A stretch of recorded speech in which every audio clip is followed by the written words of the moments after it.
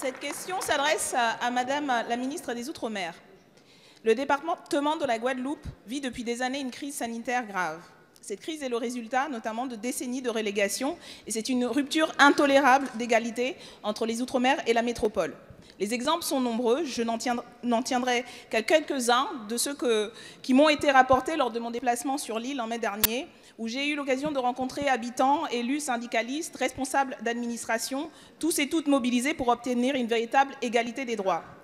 La dernière crise en date, celle des sargasses, les algues qui rejettent un gaz toxique dangereux pour la santé et menacent les fonds marins et l'économie locale. Ça fait plusieurs mois que les habitants subissent ces algues, subissent les exactions qui mettent en danger leur santé, au point que des écoles ont dû être fermées, des professeurs ont dû se mettre en retrait. L'annonce, il y a quelques semaines, en juin, du ministre Hulot sur le plan de 10 millions ne soulagera que momentanément cette situation qui est pourtant cyclique et que nous sommes en incapacité d'anticiper. Il y a la question de l'accès à l'eau. Il n'y a pas d'eau potable en continu sur le territoire de la Guadeloupe. Les coupures sont journalières du fait d'un système de distribution défectueux. De l'eau marronade sortant des robinets, des enfants ne pourront pas se laver avant d'aller à l'école, des procédures médicales impossibles à réaliser, des maladies qui se développent. On pourrait encore rajouter la question du chlordécone, interdit dans toute la France en 90, sauf aux Antilles, avec 95% de la population contaminée, des enfants vivant dans des zones touchées, exposées à des niveaux supérieurs de valeurs toxicologiques de référence. Les exemples sont nombreux, je le dirais, je l'ai déjà dit, et les infrastructures de santé ne suffisent pas. Cela a été dénoncé par plusieurs rapports. En 2017, la CNCDH alertait du niveau des inégalités de santé et pointait du doigt la mortalité infantile et prénatale en Guadeloupe. Avec l'incendie du CHU en novembre dernier, la prise en charge s'est encore dégradée. Ma question, Madame la Ministre, est face à ces urgences à répétition. Madame la députée, la parole est à Madame Agnès Buzyn, ministre des Solidarités et de la Santé.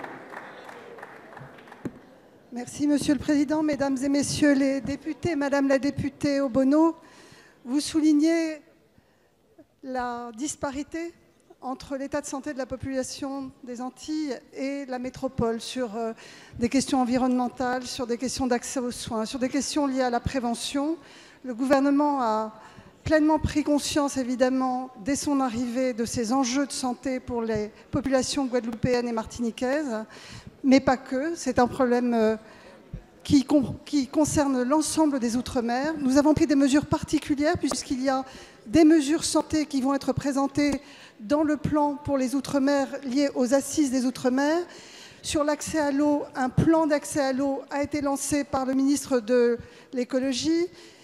Sur la santé, le plan prévention que j'ai présenté au mois de février dernier a des mesures spécifiques pour les Outre-mer et notamment pour lutter contre les déterminants de santé, et je pense notamment au sucre, au diabète, à la sédentarité, qui sont des problèmes spécifiques. Et sur les aspects environnementaux, vous m'interrogez sur la chlordécone, c'est un sujet qui a des dizaines d'années d'ancienneté.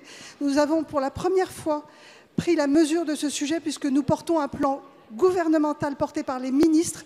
2 réunions ont déjà eu lieu avec les élus de la Martinique et de la Guadeloupe sur les aspects de chlordécone. Nous avons publié le nouveau plan de zonage chlordécone. Nous avons des mesures sur les circuits, vous savez, non conventionnels alimentaires.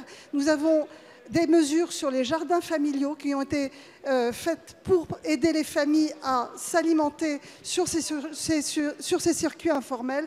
Et enfin, sur les sargasses, le ministre de l'Écologie et la ministre des Outre-mer ont présenté un plan le 11 juin dernier qui vise à aider les départements à venir à bout des sargasses et à notamment à les éliminer en moins de 48 heures des plages qui sont évidemment envahies.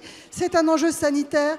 Le gouvernement est pleinement mobilisé pour les Antilles et la Guadeloupe. Je vous remercie. Madame la ministre.